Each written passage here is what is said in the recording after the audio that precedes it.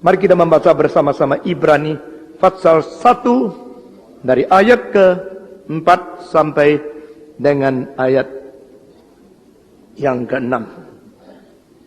Jauh lebih tinggi daripada malaikat-malaikat, sama seperti nama yang dikaruniakannya kepadanya, jauh lebih indah daripada nama mereka. 5, 6 semua membaca. Karena kepada siapakah di antara malaikat-malaikat itu pernah ia katakan, anakku engkau telah kuperdanakan pada hari ini, dan aku akan menjadi bapanya, dan ia akan menjadi anakku. Dan ketika ia membawa pula anaknya yang sulung ke dunia, ia berkata, semua malaikat Allah harus menyembah dia. Mari kita berdoa. Tuhan, berilah penerangan ke dalam hati kami. Tuhan, berilah kesadaran di dalam jiwa kami. Tuhan, ciptakan keausan kami, sehingga kami boleh datang kepada Tuhan untuk menerima pemberitaan firman, pengabaran kebenaran, dan penegakan iman di dalam hidup kami masing-masing. Pakailah hamba-Mu yang hina ini dan berkati setiap jiwa yang berada di tengah-tengah kami, karena kami berdoa hanya di dalam nama Yesus Kristus, penebus dan juru selamat kami yang hidup. Amin. Minggu lalu kita telah membicarakan tentang Kristus jauh lebih tinggi, jauh lebih indah daripada malaikat-malaikat. Ini sekali lagi menunjukkan ada sesuatu yang begitu ditekankan, baik di dalam perjanjian lama maupun di dalam perjanjian baru, yaitu qualitative difference. Janganlah kita mempaparkan Kristus bersama-sama dengan pendiri-pendiri agama, lalu kita melihat yang mana lebih tinggi, mana lebih pendek. Karena ini hanya pengertian di dalam quantitative difference. Tetapi perbedaan Kristus dengan semua pendiri agama adalah qualitative difference. Dia mempunyai substansi, mempunyai kualitas, kualifikasi yang jauh lebih tinggi. Bukan hanya daripada manusia-manusia, bukan dibandingkan hanya dengan pendiri-pendiri agama. Jauh lebih tinggi dari segala malaikat, jauh lebih tinggi daripada segala yang diciptakan oleh Tuhan di dalam dunia roh. Saudara-saudara, jikalau malaikat itu adalah makhluk murni rohania, jikalau malaikat dianggap oleh orang Yahudi yang paling dekat dengan Allah sendiri, jikalau malaikat serafim dilihat oleh Yesaya sebagai makhluk yang mengelilingi takhta Tuhan dan bersembah sujud dengan sahut menyahut kalimat suci, suci, suci, maka di sini Alkitab mengatakan Kristus jauh lebih tinggi dari malaikat. Dia jauh lebih tinggi daripada yang paling dekat dengan Allah. Artinya tidak lain, tidak bukan, hanya satu kemungkinan, dia adalah Allah.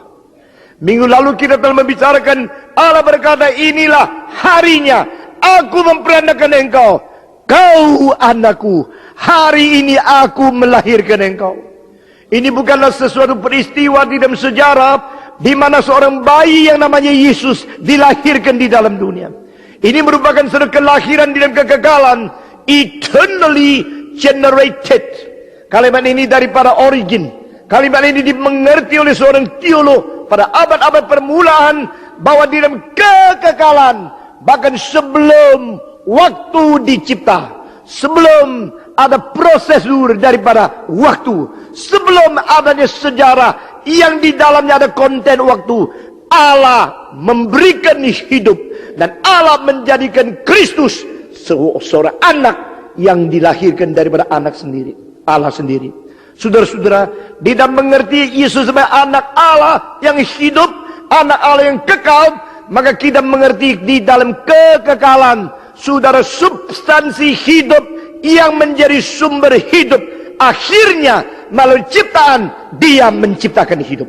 Saya mengulangi sekali lagi, di dalam pengertian Allah di dalam kelahiran kekekalan menyatakan ada anaknya sebelum dunia diciptakan. Ini menyatakan Allah adalah Allah yang bersubstansi hidup, Allah adalah sumber hidup, dan Allah adalah akhirnya di dalam ciptaan menciptakan hidup, dan dia adalah yang menghidupkan hidup. Saudara-saudara, dan kita mengerti Allah Tritunggal sebagai jaminan dan fondasi di mana adalah kemungkinan berkomunikasi. Komunitas didasarkan dengan keadaan Allah yang bersubstansi satu, tapi berpribadi tiga. Karena di dalam kekekalan terjadi kelahiran itu. Di dalam kekekalan ada oknum Allah Bapa, Allah Anak, Allah Roh Kudus. Sehingga kemungkinan tiga oknum dengan substansi kasih ketiganya ini boleh berkomunikasi satu dengan lain. Saudara-saudara, kita dalam hidup gerejawi, kita dalam hidup sebagai orang kudus, kita bisa saling mengasihi, kita bisa saling simpati, saling mengerti antara pribadi dan pribadi. Ini yang ditekankan di abad ke-20 menjadi salah satu tema yang paling penting di dalam teologi. Interpersonal relationship. Saudara-saudara, hubungan antara person dan person, hubungan antara oknum dan oknum, hubungan antara pribadi dan pribadi. Ini menjadi sesuatu teologi dari komunitas. Dan ini sebenarnya berdasarkan Allah Bapa, Allah Anak, Allah Roh Kudus adalah ketiga pribadi yang berada dari kekal sampai kekal. Saudara-saudara, maka istilah hari ini aku memperanakan engkau tidak bisa dimengerti sebagai satu hari dalam sejarah. Harus dimengerti sebagai the eternal presence, yaitu kesekarangan, keadaan sekarang yang di dalam kekekalan itu eternally generated. Saudara-saudara sekalian, sesudah itu Tuhan akan mengadakan, aku akan menjadi bapamu dan engkau akan menjadi anakku. Nah, di sini menyangkut sejarah.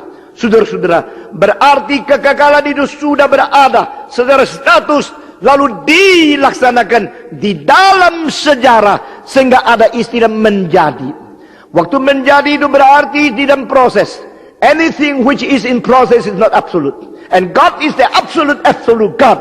But God incarnate himself in history that he involved himself into the procedure of the relative world. Saudara-saudara, Allah itu Allah yang mutlak, yang tidak mutlak bukan Allah, dan yang berada di dalam dunia yang relatif, di dalam proses itu sebenarnya bukan Allah.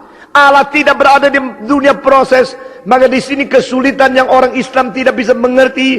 Di sini kesulitan orang Kristen harus mempertahankan apa artinya bahwa yang mutlak datang ke dalam yang sementara, yang kekal datang ke dalam yang relatif, yang pencipta masuk ke dalam dunia cipta, yang melampaui waktu masuk ke dalam dunia waktu, yang kekal masuk ke dalam sejarah. Nah, saudara-saudara, ini tidak ada pada agama-agama yang lain. Agama-agama yang lain atau mereka percaya kepada dunia kekekalan, tetapi kurang ada sesuatu realita relasi antara yang kekal dan yang sementara. Atau agama lain mengatakan dari dunia ini kita menuju kepada kekekalan dengan kekuatan, kegiatan, dan dengan jasa yang mungkin kita dirikan melalui moral, ibadah, doa, puasa, atau naik ziarah dan sebagainya. Ini adalah agama-agama di luar Kristus. Tetapi Alkitab mengatakan bukan demikian. Adalah Allah yang datang kepada engkau, bukan engkau yang datang kepada Allah. Adalah Allah yang mencari manusia, bukan manusia mencari Allah.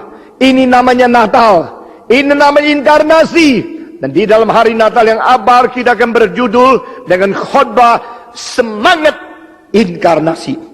Nah, saudara-saudara, maka pada waktu dia masuk ke dalam proses, masuk ke dalam sejarah, di situ ada kalimat yang mengatakan, aku akan menjadi bapamu, dan engkau akan menjadi anakku. Kalimat ini sebenarnya dikutip daripada satu janji Allah kepada raja pertama, raja yang diperkenan oleh Tuhan di dalam rencana kekekalan Tuhan, yaitu Daud. Raja orang Yahudi, orang Israel yang pertama bukan Daud, tapi raja pertama yang berkenan di hadapan Tuhan, yang berada dalam kehendak Tuhan Allah, itu Daud. Karena Daud mewakili, melambangkan Kristus, bukan Saul. Saudara-saudara, Saul itu adalah pilihan manusia. Manusia memilih dia karena apa? Lebih tinggi satu kepala dari orang lain, lebih besar badannya, lebih hebat. Ini cara manusia memilih. Manusia sedang memilih yang lebih kaya, yang lebih berkuasa, yang lebih pintar. Tapi Tuhan memilih Daud daripada